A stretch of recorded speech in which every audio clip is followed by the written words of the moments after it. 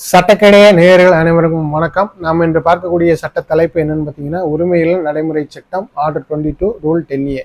இந்த பிரிவு என்ன சொல்லுதுன்னு பார்த்தீங்கன்னா, பிரதிவாதிகள், அதாவது ஒரு வழக்கில் பிரதிவாதியாக இருக்கவங்களோட கடமை என்ன, ஒரு அப்பீலில் பிரதிவாதிகளாக இருக்கவங்க கடமை என்ன அவங்க அப்படின்னு தான் சொல்லுது. டிஃபெண்டன்ட், ரெஸ்பாண்டன்ட் இவங்களோட கடமை என்னன்னு சொல்லுது.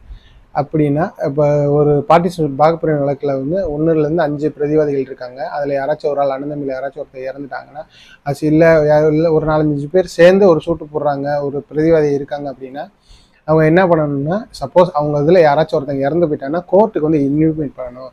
இவங்க இந்த தேதியில் இறந்து போயிட்டாங்க, இவங்களுக்கு வாரிசு சேர்க்கணும் அப்படின்னு சொல்லி ஒரு மெமோ நீங்கள் ஃபைல் பண்ணிங்கன்னா, வழக்கு தாக்கல் பண்ணவங்க யாரோ, அப்பீல் தாக்கல் பண்ணவங்க யாரோ அவங்க வந்து ஸ்டெப்ஸ் எடுக்க சொல்லி கோர்ட் வந்து இன்டிமேட் பண்ணுவாங்க.